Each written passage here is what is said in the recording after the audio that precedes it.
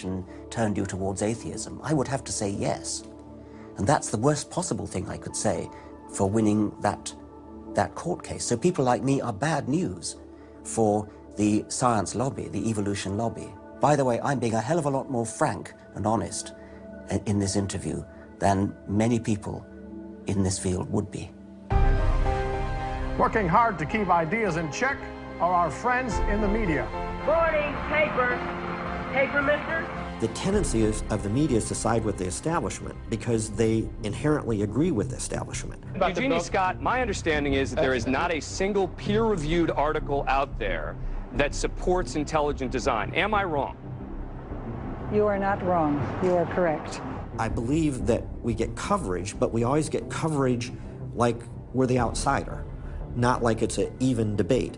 But instead of merely reporting news, he analyzes it, often expressing his personal opinions. We constantly deal with reporters who refuse even to report the correct definition of intelligent design. They, over and over again, talk about life is so complex, God must have done it. Just admit it, it's religion. Very simple. You just can't, it's religion.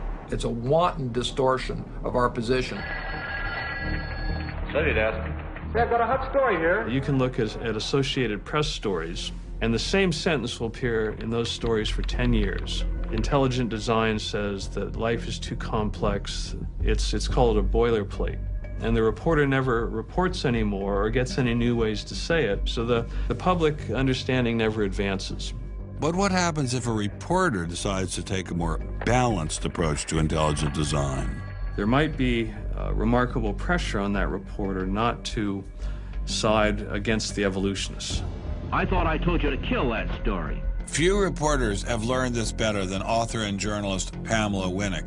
When she refused to take sides in an article she wrote about intelligent design, the Darwinists found a new favorite target. Number one, I wasn't Christian, I was Jewish.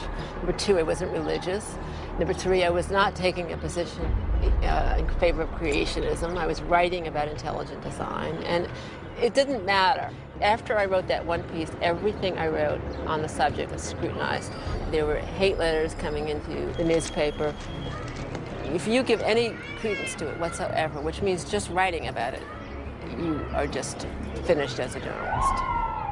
Other journalists we spoke with told similar stories, but didn't dare appear on camera. And now, the presses are ready to roll. When all other checkpoints fail, there is always the courts.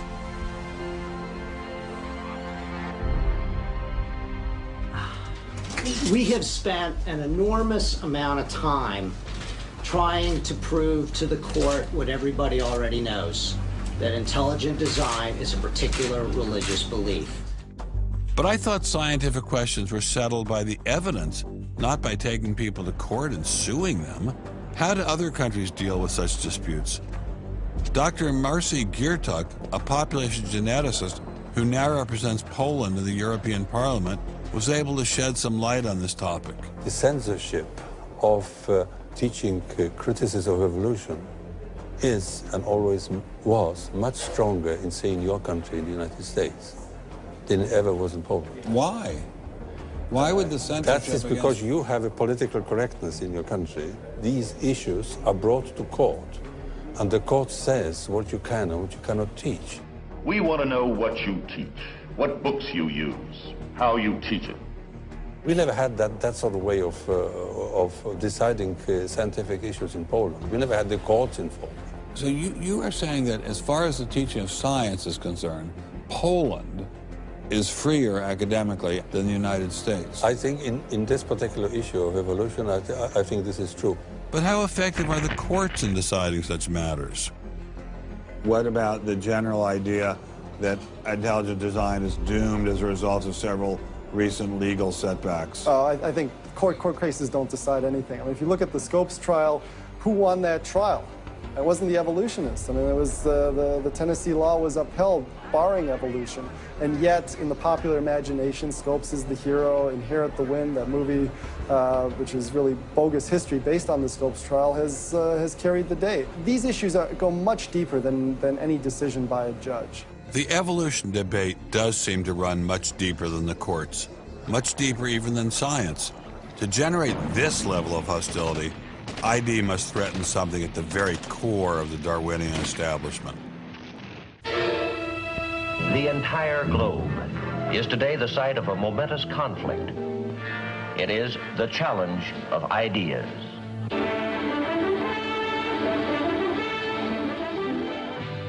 I'm Edward R. Murrow. For a little while, I would like to review with you the great conflict of our times, one which demands and must get the attention and the involvement of each one of us. This conflict over the principles of evolution has become a religious war. It really is no longer about scientific investigation. It is total competition with an antagonist who is putting into it everything within his capability. The situation has reached a point where many of evolution's top apologists have switched from defending Darwinism to attacking religion in what they see as a bid to stamp out intelligent design at the source. Richard Dawkins is the best example of this. His recent book, The God Delusion, has sold over 1 million copies worldwide. The God Delusion is my long-expected, long-worked-on, full-frontal attack on religion. To me, science is about trying to explain existence, and religion is about trying to explain existence. It's just that religion gets the wrong answer. But is Dawkins correct? Are science and religion really at war? For an appraisal of this continuing and protracted conflict, we can go to a reporter who has watched the growing conflict with the perception of a trained military observer. Oxford professor Alistair McGrath, author of The Dawkins Delusion, seemed like the ideal person to answer my question. Richard Dawkins has a charming and very, I think, interesting view of the relationship between science and religion. They're at war with each other, and in the end, one's got to win, and it's going to be science. It's a very naive view. It's based on a complete historical misrepresentation of the way science and religion have interacted. Dawkins seems to think that a scientific description is an anti-religious argument. Describing how something happens scientifically somehow explains it away. It doesn't. But the questions of purpose, intentionality, the question why, still remain there on the table. And I think it's just a catastrophic mistake to have someone like Dawkins address himself to profound issues of theology, the existence of God, the nature of life. He hasn't committed himself to disciplined study in any relevant area of inquiry. He's a crummy philosopher. He doesn't have the rudimentary skills to meticulously assess his own arguments. Genius guy, though. Very smart guy. A little bit of a reptile, but a very smart guy. The opposing point of view in this conflict rests on a fundamentally different vision of man. If you have two distinguished scientists, and in fact you can range many more on each side, as you know, saying exactly opposite things, that's telling me that the conflict is not between science and belief in God. Otherwise, you'd expect all scientists to be atheists. But it's a worldview conflict. It's between scientists who have different worldviews. You've got two competing explanations of the evidence. One says design, one says undirected processes. Both of them have larger philosophical or religious or anti-religious implications. So you can't say that one of those two theories is scientific and the other is unscientific simply because they have implications. Both have implications. People who tell you, for example, that science tells you all you need to know about the world, or that science tells you that religion is all wrong, or science tells you there is no God, those people aren't telling you scientific things. They are saying metaphysical things, and they have to defend their positions for metaphysical reasons. What is being presented to the public is, first comes the science, and then comes the worldview. I would want to argue that that may not be the case, that it may actually be the other way around, that the worldview comes first and is influencing the interpretation of science. My deep regret is some people are so deeply entrenched in their own worldviews that they will simply not countenance alternatives. I'm actually a person of the left. And not even a particularly religious person. I think of myself as a kind of humanist.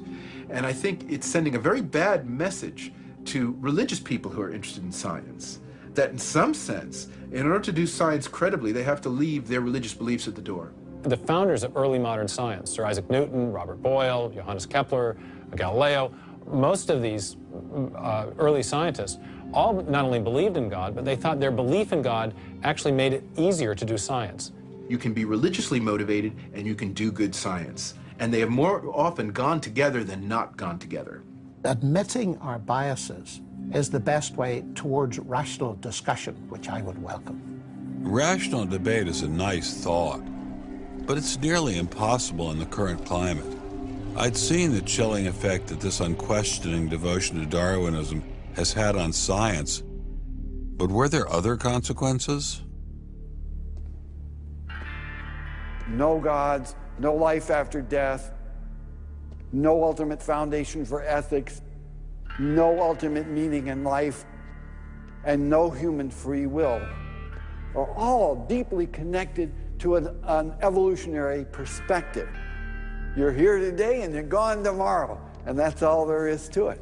Dr. Will Provine, professor of the history of biology at Cornell University, gave us another disturbing glimpse into where Darwinism can lead. Oh, I was a Christian, but I never heard anything about evolution because it was illegal to teach it in Tennessee. Dr. Provine's first biology professor changed all that. He started talking about evolution as if it had no design in it whatsoever. And I came up to him and I said, "You've left out the most important part." And he said, "If you feel the same way at the end of one quarter, I want you to stand up in front of the students in this class and tell them this deep lack in evolution." And I read that book so carefully, and I could find no sign of there being any design whatsoever in evolution. And I immediately began to doubt the existence of a deity. But it starts by giving up an active deity. Then it gives up the hope that there's any life after death. When you give those two up, the rest of it follows fairly easily. You give up the hope that there's an imminent morality. And finally, there's no human free will. If you believe in evolution, you can't hope for there being any free will. There's no hope whatsoever of there being any deep meaning in human life. We live, we die, and we're gone. We're absolutely gone when we die. Dr. Provine is no stranger to the prospect of death. Nearly a decade ago, he was diagnosed with a large brain tumor. Let's suppose my tumor comes back, as it almost certainly will. Well, I'm not going to sit around like my older brother did last year, and he was dying of ALS, Lou Gehrig's disease. He wanted desperately to die, but we couldn't help him die. I don't want to die like that. I'm going to shoot myself in the head long before then. I'm going to do something different. I hope these are empty words for my friend, Dr. Provine, because shortly after this interview was recorded, he learned his brain tumor had returned. I don't feel one bit bad about holding the views that I do. There's not anything in the views I hold that makes me, oh, I wish I had free will, or, oh, I wish there were a God. I don't ever wish that. Dr. Provine's deconversion story was typical amongst the Darwinists we interviewed. Biologist P.Z. Myers, who runs the pro-Darwin, anti-religion blog Pharyngula, says science eroded his faith as well. I never hated religion. I found religion quite comfortable, and I liked the people in it. What led to the atheism was learning more about science, learning more about the natural world, and seeing these horrible conflicts with religion. And it was then, when I discovered evolution, when I discovered Darwinism, that I realized there's this magnificently elegant, stunningly elegant explanation, which I didn't quite understand to begin with. When I did understand it, then that finally killed off my remaining religious faith. After hearing these stories, I was not surprised to discover that most evolutionary biologists share Professor Dawkins' views. It appears Darwinism does lead to atheism, despite what Eugenie Scott would have us believe. And if you separate out the ethical message from religion, what have you got left? You got a bunch of fairy tales, right? I think that God is about as unlikely as fairies, angels, hobgoblins, etc. Religion I mean, it's just fantasy, basically. It's completely empty of any explanatory content. And it's evil as well. Half the people in this country think that drugs is what you have to regulate to make us safer, and half the people think guns, that's what you got to regulate to make us safer. But I always think if you're going to regulate one thing that has the most potential to cause death and destruction, religion. You got to start with religion, and Religion is an idea that gives some people comfort, and we don't want to take it away from them. It's like knitting. People like to knit. You know, we're not going to take their knitting needles away. We're not going to take away their churches. But what we have to do is get it to a place where religion is treated at the level it should be treated. That is something fun that people get together and do on the weekend and really doesn't affect their life as much as it has been so far. So what would the world look like if Dr. Myers got his wish? Greater science literacy, which is going to lead to the erosion of religion. And then we'll get this nice positive feedback mechanism going, where as religion slowly fades away, we get more and more science to replace it. And that will displace more and more religion, which will allow more and more science in. And we'll eventually get to that point where religion has taken that appropriate place as a side dish rather than the main course. But will eradicating religion really lead to a modern utopia? Let me try to imagine that. And let's let history be our guide.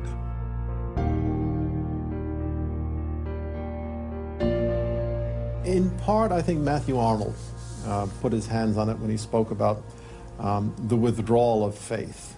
There is a connection between a society that has at least a minimal commitment to certain kinds of transcendental values and what human beings permit themselves to do one to the other. That got me thinking, what other societies have used Darwinism to trump all other authorities, including religion? As a Jew, my mind leapt to one regime in particular. The connection between Hitler and Darwin is, of course, historically a difficult connection because they were separated by a good many years. One was English, one was German. Nonetheless, if you open Mein Kampf and read it, especially if you can read it in German, the correspondence between Darwinian ideas and Nazi ideas just leaps from the page. Of course, you have to add every historical caution. Not everyone who read Darwin became a Nazi. Obviously not. No one is making that case. Darwinism is not a sufficient condition for a phenomenon like Nazism, but I think it's certainly a necessary one. This was a connection I had to explore personally.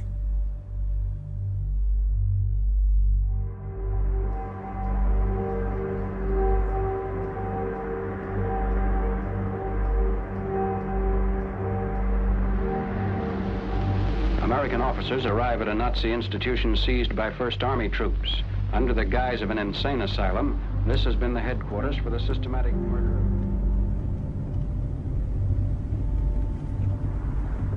So what is this place? During the Second World War, 15,000 people were killed here. Why were they killed? They were killed because they were people with handicaps. Why kill them? What's the point of killing them? People who were not able to work, people who were not able to live by themselves, that they were useless eaters. Useless eaters. And life unworthy of living. This idea grew up in the 20s. So long before National Socialism, biologists, anthropologists, they thought that maybe mankind could, or the government could interfere into the growth of the population. I see. And they had the utopia that they would have a society without illness and without handicap. It was a Darwinian concept. Yes. And also a Malthusian concept, very much Malthusian. Malthusian? Thomas Malthus, who said that there was a shortage of resources, English philosopher, so there was a shortage. Yes, but the Nazis, they relied on Darwin. They relied on Darwin. Yes, Darwin and German scientists.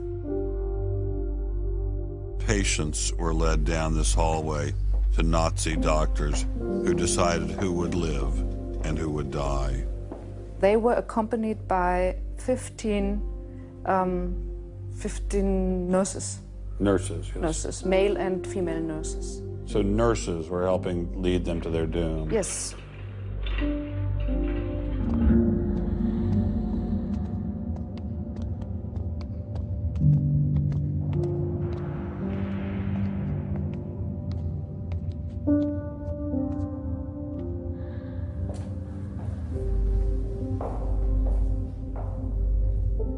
So were the prisoners told they were taking a shower? Yes, they were taking a shower, and here was 1 or 2 showers. So how many people were brought into this room? 60 to 70.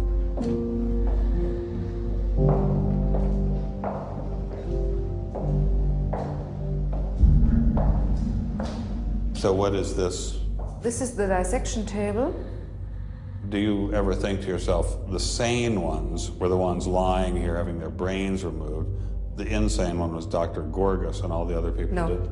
No, I don't think that, because I think those people who killed here, they were very sane, because they had their purposes. They had purposes? Yes. I don't think they were insane.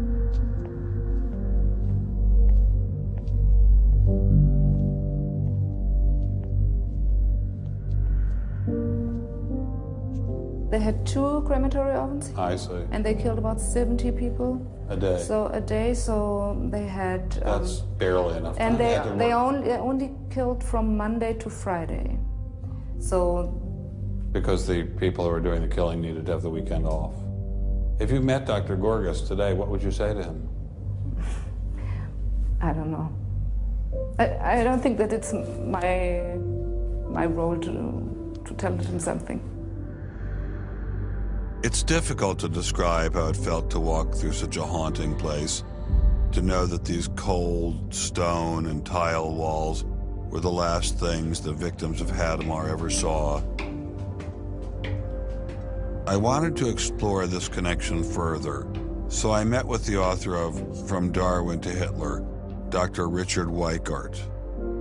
Hitler and many of the physicians that carried out this program were very fanatical Darwinists, and particularly they wanted to apply Darwinism to society. Was wir uns unter der deutschen Jugend der Zukunft wünschen, ist etwas anderes, als was die Vergangenheit sich gewünscht hat.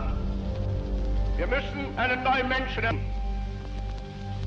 auf das unser Volk nicht an den typischen Degenerationserscheinungen dieser neuen Zeit zugrunde geht. Many of these people in the 19-teens, 1920s, who were putting forward some of these ideas about racism were considered the leading scientists. These were Darwinists who were taken seriously by fellow academics. It's not to say that all academics believed it. These leading academics, were there any of them who were Americans? There were plenty of Americans who were saying similar kinds of things. Not only were Americans saying such things, they were pioneers in this fledgling science known as eugenics. They thought they could help evolution along by sterilizing the so-called feeble-minded and prohibiting them from getting married. Physicians who are aware of the history of 20th century American medicine harbor some bad feelings towards Darwinists because of eugenics. And the eugenics, which was an attempt to breed human beings, it was the darkest chapter of American medicine ever. There were 50,000 people involuntarily sterilized because they were deemed unfit to breed, basically. Eugenics isn't just history. The spirit of the movement lives on today. Margaret Sanger was the head of Planned Parenthood. She was very fanatical in her promotion of eugenics. In fact, Planned Parenthood was all about birth control for the impoverished and lower classes to try to help improve the species.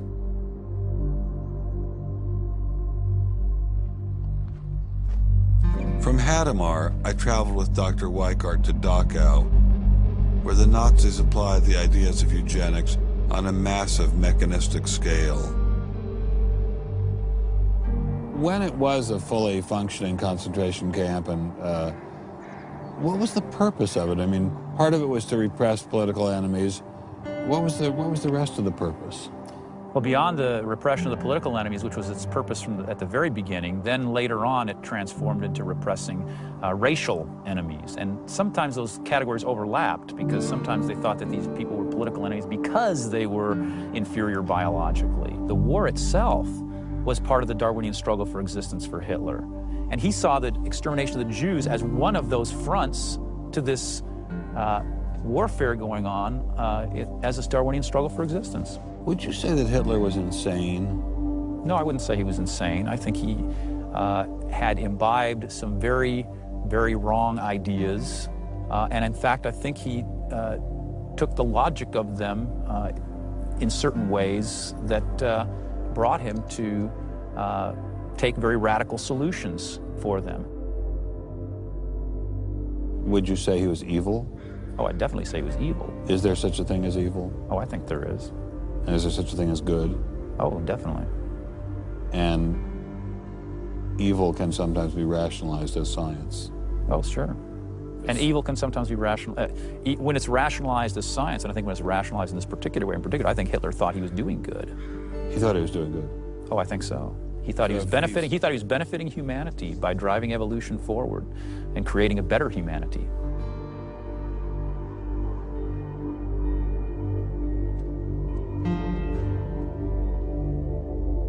Before leaving Dachau, I stopped by the memorial commemorating the thousands of Jews who were killed there in excruciating conditions. I know that Darwinism does not automatically equate to Nazism. But if Darwinism inspired and justified such horrific events in the past, could it be used to rationalize similar initiatives today? There's a good German expression, so fängt es immer ein. I mean, it always begins in the same way. Something to remember in the context of United States discussions of euthanasia and abortion. It always begins in the same way. There seems to be an excellent argument for getting rid of useless people by killing them. Or at least it seems excellent to the people advancing the argument. It's a love affair with death and, you know, the euthanasia and this movement going on, which I find appalling. And the idea is that, you know, immediately rid our society of anybody who might be a drain and think of people in economic terms. And I think that's where some of the Darwin fits in, actually. It's just a devaluing of human life. First of all, if you take seriously that evolution has to do with, you know, the transition of life forms and that life and death are just natural processes, then one gets to be liberal about abortion and euthanasia. All of those kinds of ideas seem to me follow very naturally from a Darwinian perspective, a deprivileging of human beings, basically. And I think that people who want to endorse Darwinism have to sort of take this kind of viewpoint very seriously. And when we see an elite, and it is an elite that controls essentially all the research money in science, saying there is no such thing as moral truth, science will not be related to religion. I mean, it's essentially official policy of the National Academy of Science that religion and science will not be related. I mean, hey, you know, that cuts off a lot of debate, doesn't it? What's going to happen if this doesn't change? Well, I think we're watching it happen, aren't we? I needed time to think, so I traveled to the birthplace of this idea.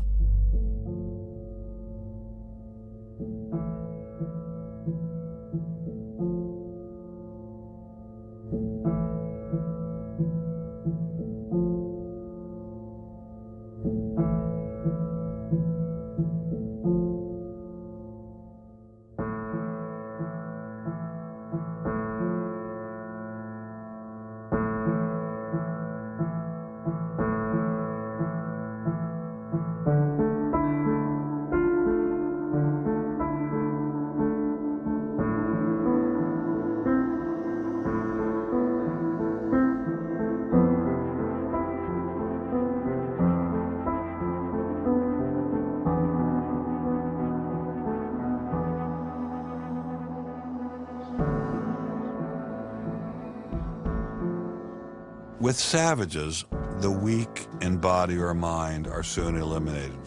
We civilized men, on the other hand, do our utmost to check the process of elimination. We build asylums for the imbecile, the maimed, and the sick. Thus, the weak members of civilized societies propagate their kind. No one who has attended to the breeding of domestic animals will doubt that this must be highly injurious to the race of man. Hardly anyone is so ignorant as to allow his worst animals to breed. Charles Darwin, The Descent of Man, 1871.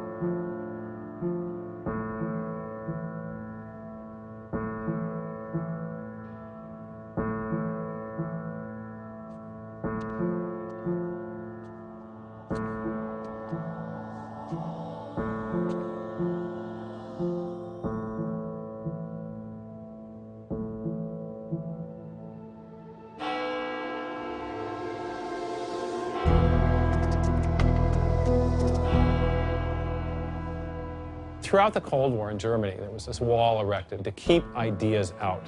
It was erected by people who held an ideology that were afraid of a competition from other ideas that would come into their society. And what we're seeing happening in science today is very much like that. But I think that's just a strategy for protecting a failing ideology from competition. America didn't become the great nation that it is by suppressing ideas. It progressed by allowing freedom of speech and freedom of inquiry.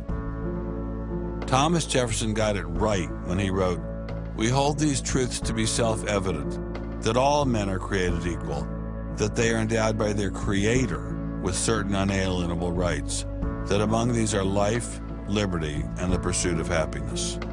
Hundreds of thousands of Americans have given their lives to protect these values, but now they're under threat once again. It wasn't just scientists who were being expelled. It was freedom itself, the very foundation of the American dream, the very foundation of America. If we allowed freedom to be expelled in science, where would it end? The Darwinian establishment is so massive and so entrenched, it appears impenetrable. I couldn't bring it down myself, but I could at least confront those who had expelled the scientists I'd met. What would you say if you had Eugenie Scott sitting next to you? What would you say to her? I would ask her, by what authority does she and those like her presume to declare what is and is not science? You know, he's sort of made himself martyr of the day. They've gotten a lot of mileage out of, you know, poor Rick Sternberg.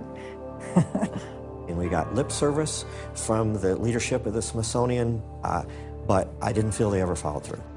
We went into the Smithsonian looking for answers, but we ran into the same stone wall as Congressman Souter. We're not authorized to do this, so it's a stop. I'm going down to the office with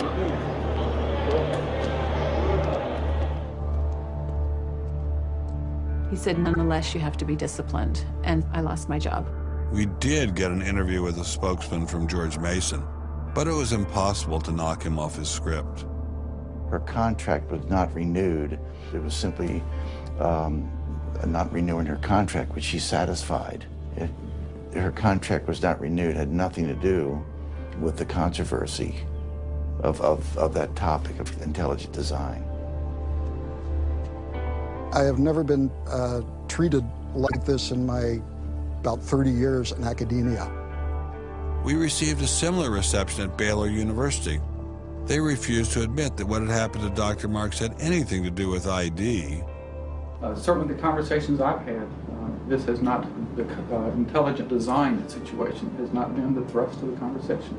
It's a procedural issue, and that's the way we dealt with it. Funny, that's not how Dean Kelly put things in his original email to Dr. Marks.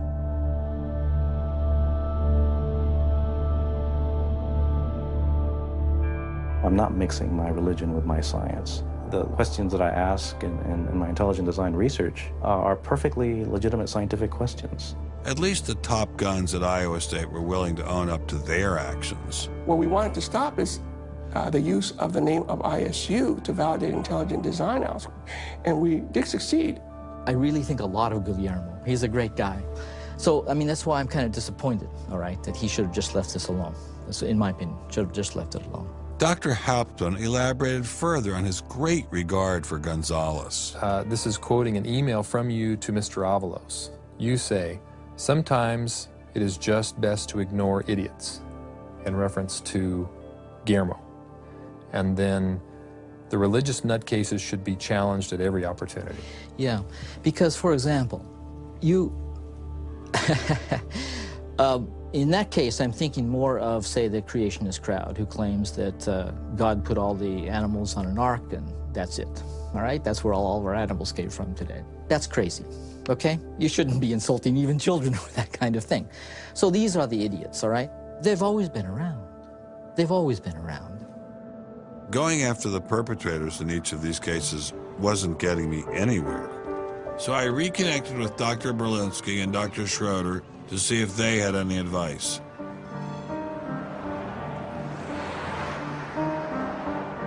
There's a boundary to what science will accept right now. I think the parallel is exactly this wall coming down. Ask any Berliner from the east side what it meant to have the wall come down. If it is possible to make a break in the wall that will allow academia to ask these fundamental questions that exist and allow them in the science classrooms as well. It'd be nice to see the scientific establishment lose some of its prestige and power. It'd be nice to see other questions being opened up. Above all, it'd be nice to have a real spirit of self-criticism penetrating the sciences. What can I do to bring down the wall? Is there anything I can do? Make it apparent to the world that a wall exists. There are vast numbers of persons who talk about academic freedom. And there is academic freedom as long as you're on the correct side of the wall. But if you're on the wrong side of the wall, as we mentioned a few moments ago, you lose tenure, and that's a given. I took Dr. Schroeder's words to heart. Obviously, I couldn't take down the wall myself, but I could confront one of its modern architects.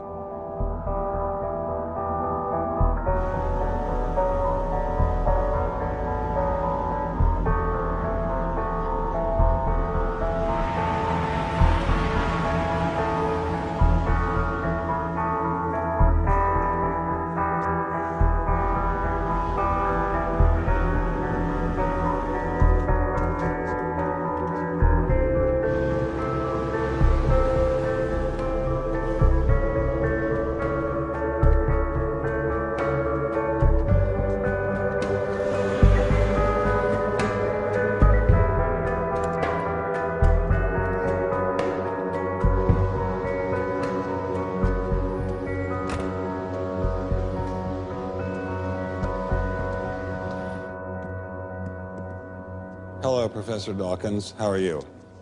I'm Ben Stein. I'm so sorry to keep you waiting. How are you? Fine, thank you. You have written that God is a psychotic delinquent invented by mad, deluded people. No, I didn't say quite that. I said something rather better than that. Oh, well, please tell us what you said. Please tell us what you said. Well, I would have to read it from the book. No, please. The God of the Old Testament is arguably the most unpleasant character in all fiction. Jealous and proud of it, a petty, unjust, unforgiving control freak, a vindictive, bloodthirsty ethnic cleanser, a misogynistic, homophobic, racist, infanticidal, genocidal, filicidal, pestilential, megalomaniacal, sadomasochistic, capriciously malevolent bully. So that's what you think of God? Yeah. How about if people believed in a God of infinite lovingness and kindness and forgiveness and generosity, sort of like the modern day God? Why spoil it for them? Oh, why not just let them have their fun and enjoy it? I mean, I don't want to spoil anything for anybody. I write a book, people can read it if they want to. I believe that it is a liberating thing to free yourself from primitive superstition. So religion is a primitive superstition? Oh, I think it is, yes. So you believe it's liberating to tell people that there is no God? I think a lot of people, when they give up God, feel a great sense of release and freedom. Why do you think that? I mean, what's your dad? What's your scientist? What's your dad? I think, well, I've had a lot of letters saying that, and I've... There are 8 billion people in the world, Dr. Dawkins. How many letters have you had? No, I haven't done that. That's quite true. Professor Dawkins seemed so convinced that God doesn't exist that I wondered if he would be willing to put a number on it. Well, it's hard to put a figure on it, but I mean, I put it as something like, 99% against or something. Well, how do you know it's 99% against, say, 97%? No, I did. You asked me to put a figure on it, and I'm not comfortable putting a figure on it. I think I just think it's very unlikely. What? But you couldn't put a number on it? No, of course not. So it could be 49%. Well, it would be. I mean, I think it's unlikely, and it's quite far from 50%. How do you know? I don't know. I mean, I put an argument in the book. Well, then who did create the heavens and the earth? Why do you use the word who? You see, you immediately beg the question by using the word who. Well, then how did it get created? Well, by a very slow process. Well, how did it start? Nobody knows how it started. We know the kind of event that it must have been. We know the sort of event that must have happened for the origin of life. And what was that? It was the origin of the first self-replicating molecule. Right, how did that happen? I told you we don't know. So you have no idea how it started? No, nor has anybody. Nor has anyone else. What do you think is the possibility that intelligent design might turn out to be the answer to some issues in genetics or in evolution? It could come about in the following way. It could be that at some earlier time, somewhere in the universe, a civilization evolved by probably some kind of Darwinian means to a very, very high level of technology and designed a form of life that they seeded onto perhaps this planet. Now, that is a possibility and an intriguing possibility. And I suppose it's possible that you might find evidence for that if you look at the details of biochemistry, molecular biology. You might find a signature of some sort of designer. Wait a second. Richard Dawkins thought intelligent design might be a legitimate pursuit? And that designer could well be a higher intelligence from elsewhere in the universe. Well, but that higher intelligence would itself have had to have come about by some explicable or ultimately explicable process. It couldn't have just jumped into existence spontaneously. That's the point. So Professor Dawkins was not against intelligent design, just certain types of designers, such as God. So the Hebrew God, the God of the Old Testament, he doesn't exist in your view? Certainly. I mean, that would be a very unpleasant prospect. And the Holy Trinity of the New Testament, nothing like that. Do you believe in any of the Hindu gods? Like Vishnu? How can you ask such a question? You don't, how could I? I mean, why would I, given that I don't believe in any others? You don't believe in the Muslim God? No. And why do you even need to ask? Well, I just wanted to be sure. So you don't believe in any God anywhere? Any God anywhere would be completely incompatible with anything that I've said. I assume. Yeah. I just wanted to make sure you don't believe in any God anywhere. No. What if after you died you ran into God? He said, "What have you been doing, Richard? I mean, what have you been doing? I've been trying to be nice to you. Yeah. I gave you a multi-million-dollar paycheck over and over again with your book, and look what you did." Bertrand Russell had that point put to him, and he said something like, "Sir, why did you take such pains to hide yourself?" But if the intelligent design people are right, God isn't hidden. We may even be able to encounter God through science, if we have the freedom to go there. What could be more intriguing than that?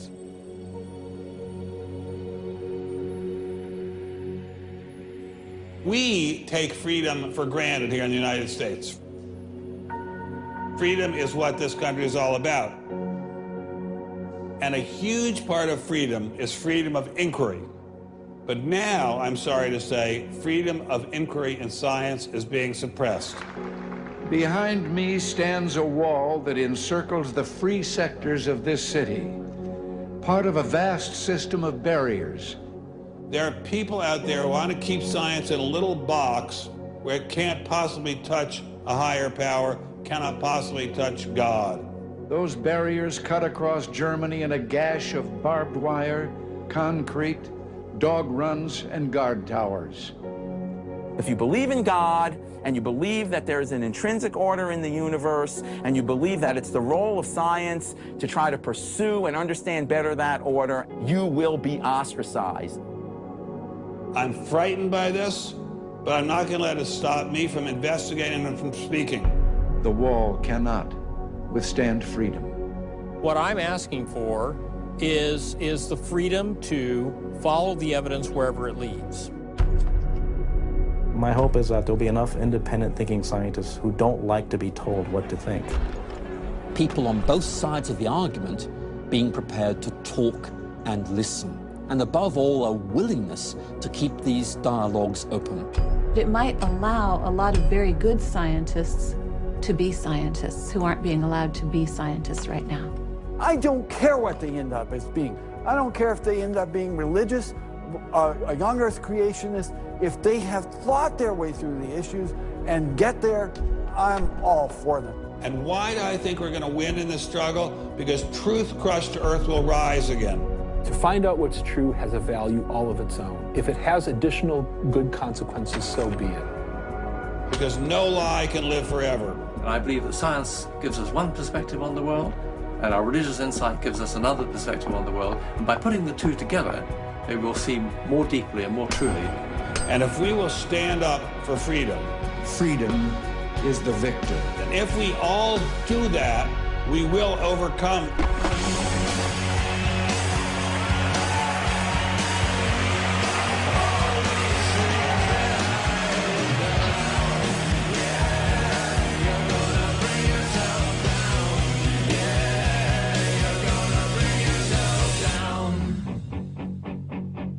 I've taken a first step by speaking out on this issue.